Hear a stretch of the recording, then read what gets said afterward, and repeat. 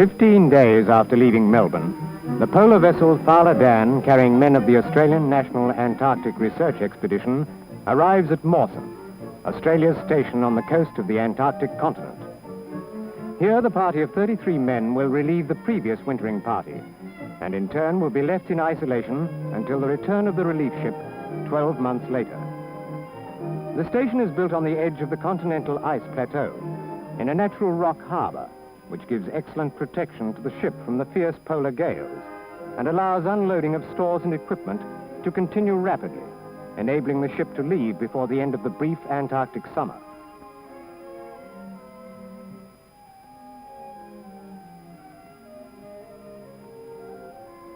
Work begins on the construction of new buildings to cope with constantly expanding scientific activities of the station.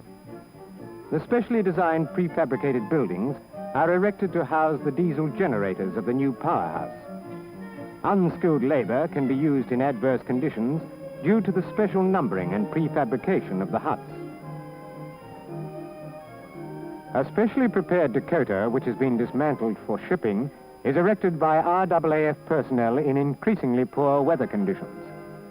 Each wing of the aircraft is attached by several hundred small bolts that can only be inserted and tightened by bare hands. Each man works for a few minutes before they become numbed, handing over to another worker, who again is shortly replaced in a desperate bid to finish the job in the face of increasing wind and rapidly failing light.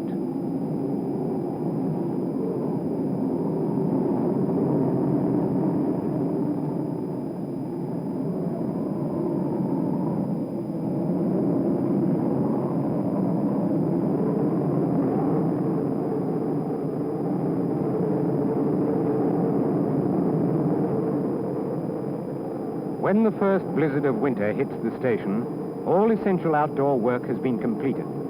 New buildings tied down with steel cables and made snowproof, and the aircraft anchored to the ice, secure against winds of 120 miles per hour. Inside, work continues normally, and here in the powerhouse, the engineers Neville Collins and Noel Jennings continue with their routine maintenance of the generators supplying power to the camp.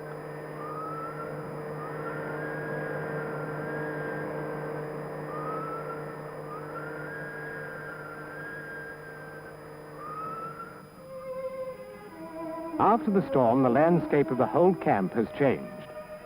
Snowdrifts up to 10 feet deep have formed in the lee of the huts and will remain until the following summer.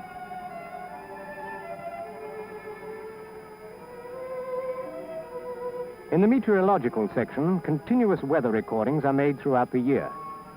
Every 4 hours, readings are taken of the barometric pressure, and an observer records outside temperature and humidity on a screen.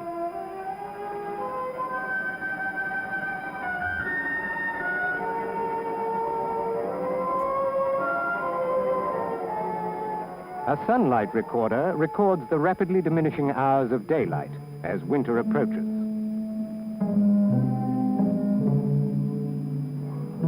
A radiosonde transmitter is prepared by Bill Dick, one of the 3 weather observers. This device consists of a small radio transmitter which is sent aloft by balloon and automatically relays the barometric pressure, temperature, humidity at various stages of its ascent. The balloon is filled with hydrogen, the sonde attached and then released.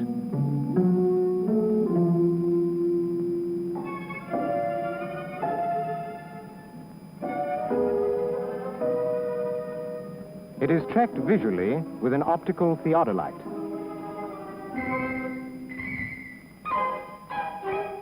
And simultaneously, in the meteorological hut, the radio messages are received on a special instrument where they are analyzed.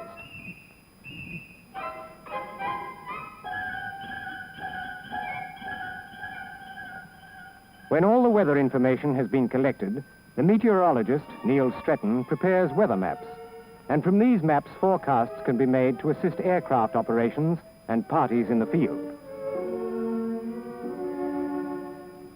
The weather information is coded and handed to the radio room, where it is transmitted to other bases in Antarctica: American, Russian, Japanese, South African, and Belgian, as well as to the Bureau of Meteorology in Australia, where it is used to prepare forecasts for the Southern Ocean and Australia. The radio staff maintain schedules of 16 hours a day, messages being received and sent to all parts of Antarctica, as well as regular contacts with Perth, Australia.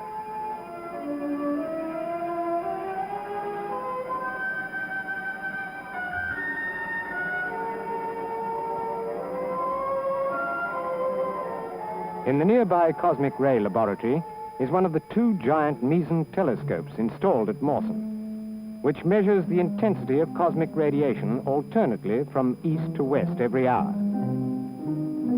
The radiation is measured automatically by these recorders, and the results calculated by physicist John Humble. Data is then radioed back to the University of Tasmania for further analysis.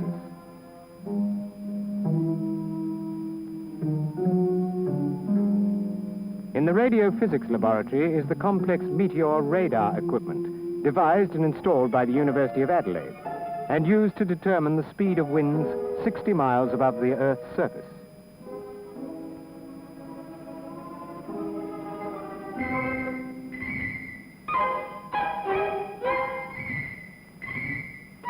Radio waves are transmitted continuously from an aerial, and reflected waves from the trails of meteors are received and recorded on a cathode ray oscilloscope to be photographed and later analyzed in Australia. Also in the radiophysics laboratory is the ionosonde, operated by Terry Elkins. The ionosonde transmits a variable frequency wave into the upper atmosphere to determine the heights above the Earth of the various layers of electrified gases.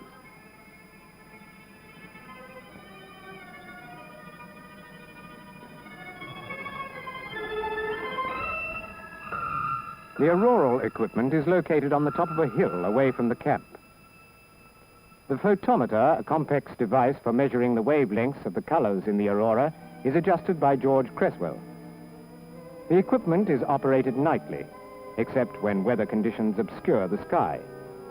The faint lights of the aurora are picked up and multiplied by complex electronic equipment to be recorded on a moving paper trace, and when analyzed, will widen the knowledge of the electrical properties of the Earth's upper atmosphere.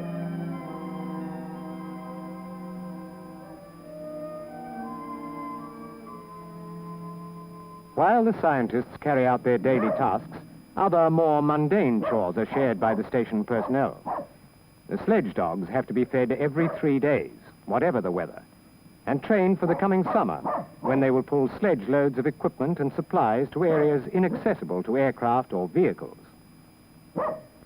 Another routine and unpleasant task is the job of bringing in stores for use in the kitchen.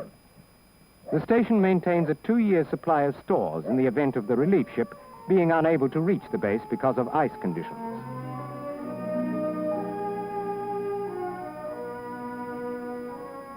Also connected with the kitchen is the provision of snow to be melted into water for use in the kitchen and laundry. The snow is dug up in large blocks and carried to the kitchen, where it is melted in a large heated tank. In the kitchen, the cook, Ralph Dyer, has many problems.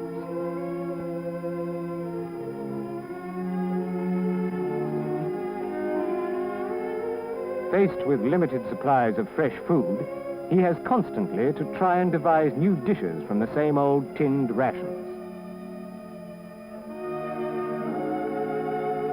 With the gradual onset of the Antarctic spring, the camp, though still half buried in snow, becomes a scene of intense activity. Preparations begin for the summer journeys to the mountains for exploration, survey, and geological investigations. Rations are sorted, sledges are repaired, and many other details attended to.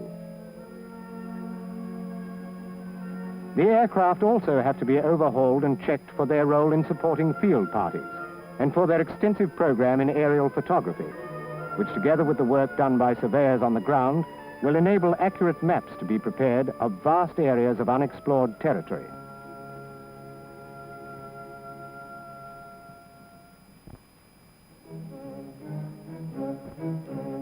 One of the major tasks of the aircraft is to fly men and supplies to the southern Prince Charles Mountains, some 500 miles south of Mawson, where an overland party has previously set up an advance base for exploration in the mountains, using tractors to tow sledge loads of supplies.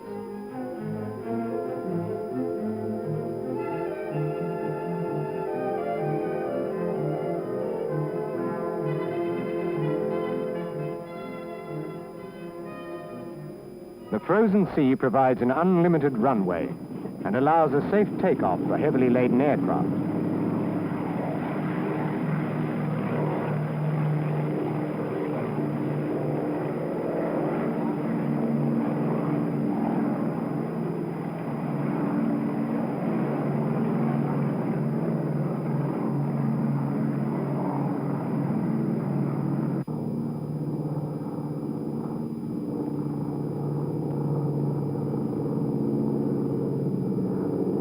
As the aircraft circles over the coast to gain height for the trip over the plateau, the immensity of the Antarctic scene, with its huge icebergs frozen in sea ice as far as the eye can see, brings home the extreme isolation of the station from civilization.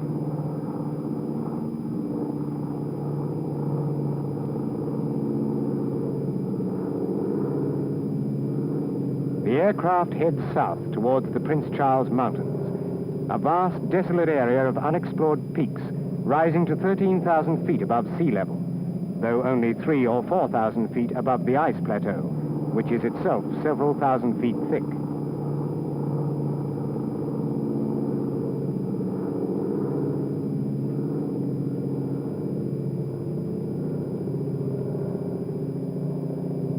After a 4-hour flight over the polar plateau, broken only occasionally by mountains or outcrops of rock, the advance base is sighted, a tiny speck on the endless waste of snow and ice. After landing, unloading begins. The dogs and fuel are rapidly unloaded, a few brief words exchanged, and the aircraft is off once more for Mawson.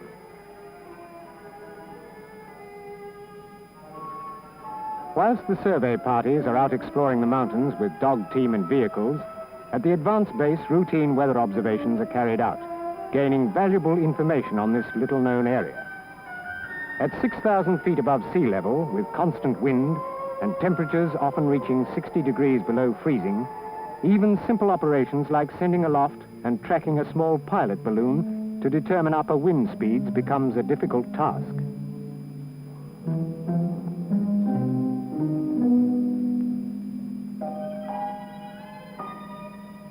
An interesting phenomenon seen on the polar plateau is the beautiful optical display in the sky, caused by sunlight passing through clouds of minute ice crystals in the air.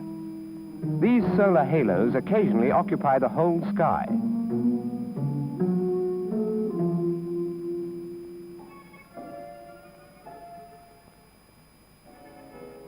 Preparations are also begun for the return journey to Mawson. Even after a stay of a few weeks, sledges, tractors, and caravans are almost completely buried under snow, which is firmly compacted by the wind and will require days of digging to extricate.